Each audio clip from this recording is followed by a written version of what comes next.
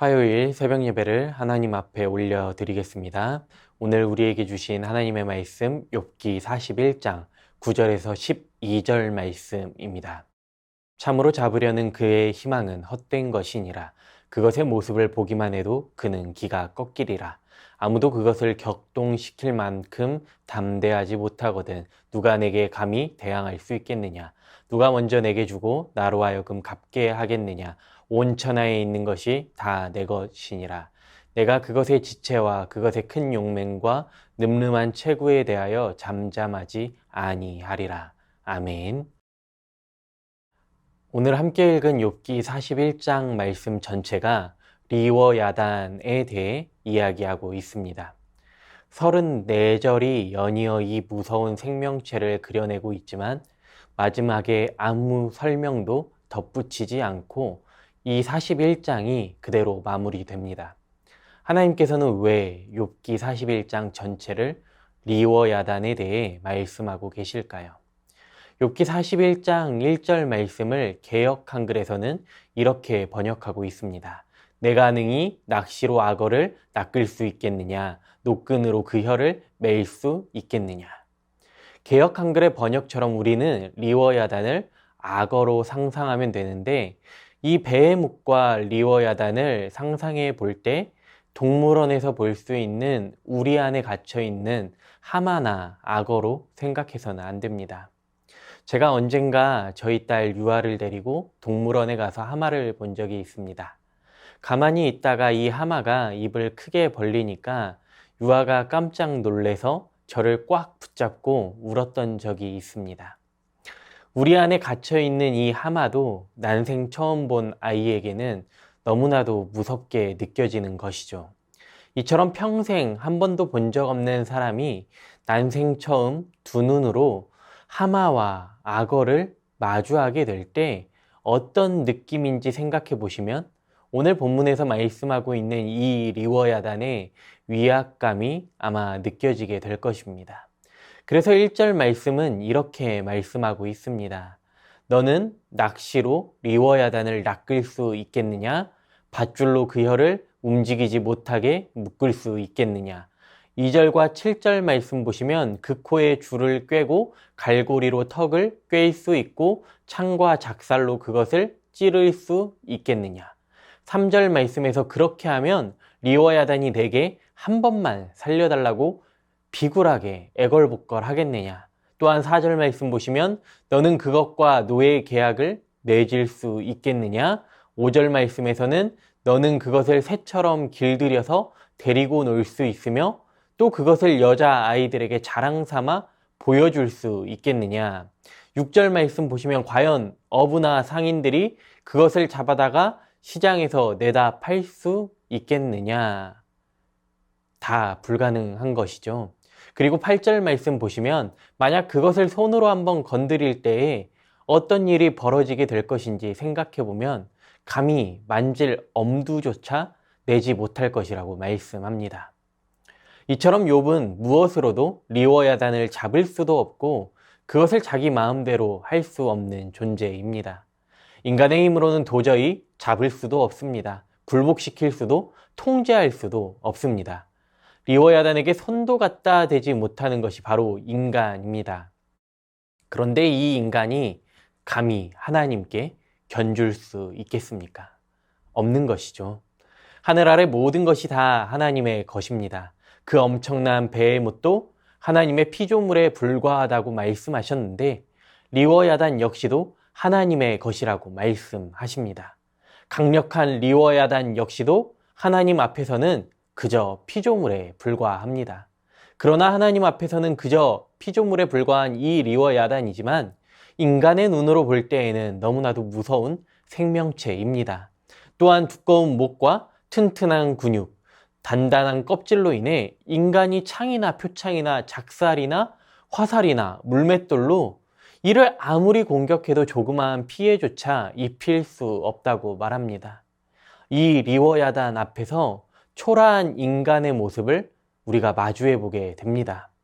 오늘 본문 33절과 34절 말씀 보시면 이렇게 말씀하고 있습니다. 세상에는 그것과 비할 것이 없으니 그것은 두려움이 없는 것으로 지음 받았구나. 그것은 모든 높은 자를 내려다보며 모든 교만한 자들에게 군림하는 왕이니라. 결국 인간은 그리 대단한 존재가 아니라는 것이죠. 이 땅에서 리워야단을 다스릴 수 있는 인간은 아무도 없으며 제 아무리 잘나고 대단하다고 소리치는 인간일지라도 리워야단은 그보다 더 위에 있다는 것입니다. 이렇게 욥기 41장은 리워야단으로 시작해서 리워야단의 이야기로 끝이 나게 됩니다. 오늘 말씀 처음에 제가 드렸던 질문을 다시 한번 해보고자 합니다. 하나님께서는 왜 41장 전체를 리워야단에 대해 말씀하고 계시는 것일까요?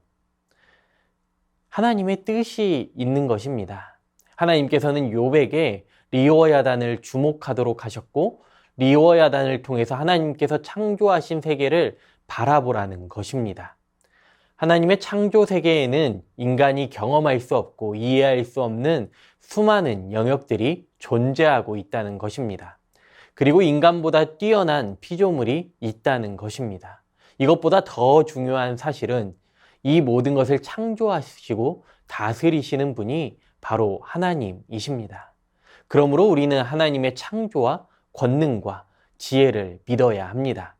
리워야단을 막아설 수 있는 힘은 우리에게 없습니다. 그러나 하나님 앞에서는 한낱 피조물에 불과하다는 것을 깨닫게 되는 것처럼 오늘 우리에게 하나님을 의심하는 마음이 아니라 하나님을 전적으로 신뢰하는 믿음이 자라갈 수 있기를 소망합니다.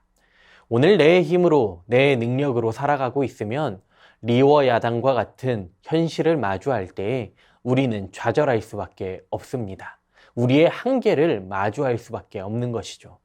그러나 하나님의 힘으로, 하나님의 능력으로 살아가고 있다면 리워야단과 같은 현실을 마주할 때에 우리는 담대하게 용기를 낼 수 있습니다.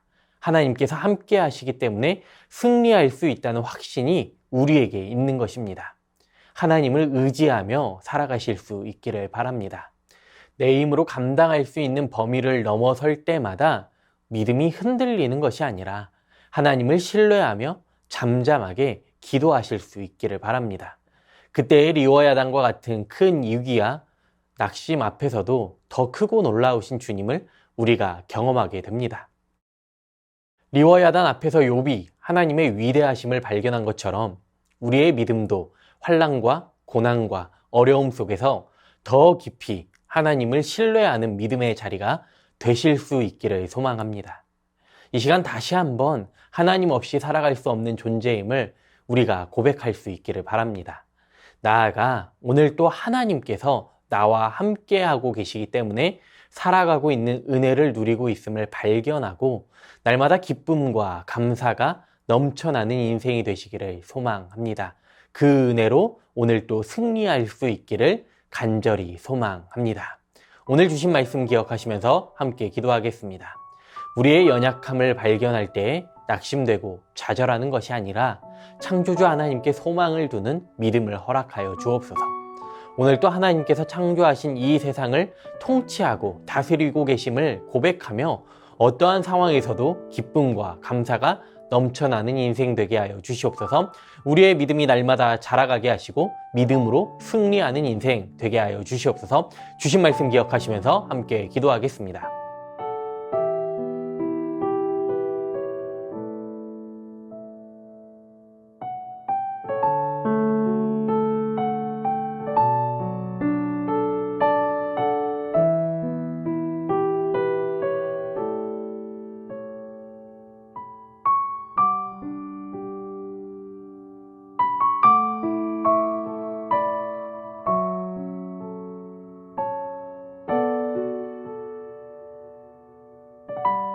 나라와 열방을 위해 기도합니다. 대한민국이 하나님을 경외하는 나라 되어 나라 안의 모든 우상들은 파하게 하시고 오직 주님만 따르게 하여 주시옵소서.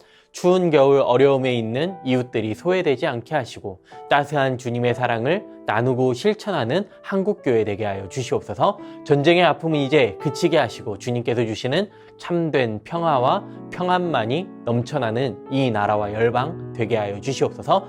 나라와 열방을 위해 함께 기도하겠습니다.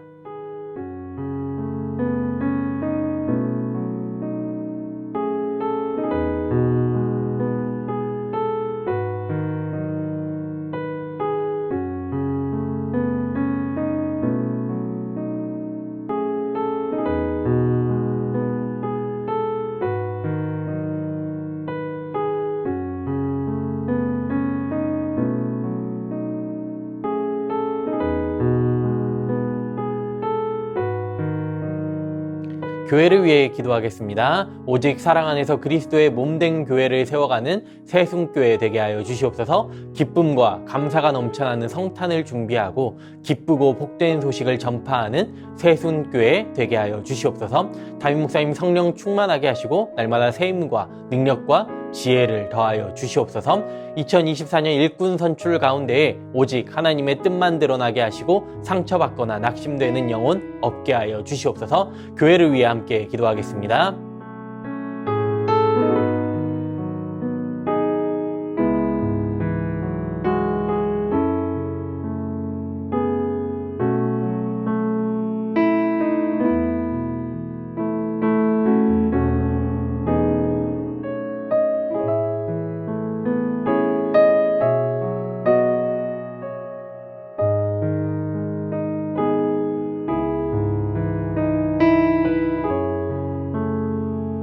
마지막으로 선교사님과 환우분들을 위해 기도하겠습니다. 오늘은 탄자니아 조병훈 허선옥 선교사님 위해 기도하실 때에 아이들이 방학 기간 동안 가정 안에서 안전을 누리고 믿음의 가정들이 다 되게 하여 주시옵소서.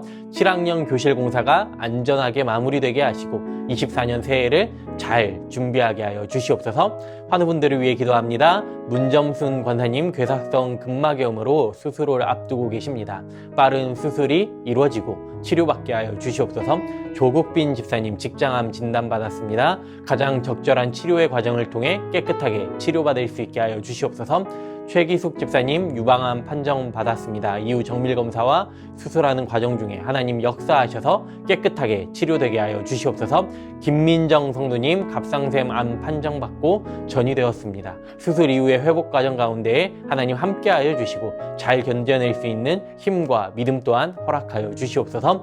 이정희 집사님 담도암 수술 이후에 회복 중에 있습니다. 완치까지 주님 선하게 인도하여 주시옵소서. 이용님 성도님 등에 생긴 종양 치료를 위해 항암 중에 계십니다. 후유증 없게 하시고 완치까지 선하게 인도하여 주시옵소서. 서순자 권사님 폐암으로 항암하실 때에 부작용 없게 하여 주옵시고 깨끗하게 치료되게 하여 주시옵소서. 고부덕 권사님 먹는 약으로 마지막 항암을 하고 계십니다. 최근 운동 중에 넘어지셔서 엉치뼈 고관절 위쪽이 골절되었는데 주님 뼈가 잘 붙을 수 있게 하여 주시옵소서. 권호순 권사님 발과 손에 수포가 너무 심해서 잠시 항암을 쉬고 계십니다. 항암을 쉬는 동안 발과 손의 수포가 사라지게 하시고 잘 회복되게 하시고 이 기간 동안 어려움 없도록 주님 지켜주시옵소서. 노성빈 형제님 크론병을 앓고 있습니다. 주사제 치료 및 몸 관리를 잘하게 하셔서 소장의 염증이 사라지게 하시고 일상생활 회복되게 하여 주시옵소서. 이외에도 최경아 집사님 아버님, 주한숙 권사님, 차영미 권사님, 윤금덕 권사님, 김진옥 집사님 어머님, 이기범 집사님, 강동엽 어린이 이민남 권사님, 신혜남 권사님, 이춘실 집사님, 김인혜 집사님, 최혁기 성도님, 이길태 집사님, 김찬준 집사님, 김영자 권사님, 정승군 권사님, 김봉남 권사님, 김광순 권사님, 박문천 집사님, 최혜랑 집사님의 아버님, 이외에도 수술 이후에 회복 중에 계신 분들, 코로나와 독감으로 어려움 가운데 계신 분들, 모든 환우분들의 몸과 마음을 회복시켜 주시옵소서. 마지막으로 선교사님과 환우분들을 위해 기도하시고 개인 기도 하겠습니다.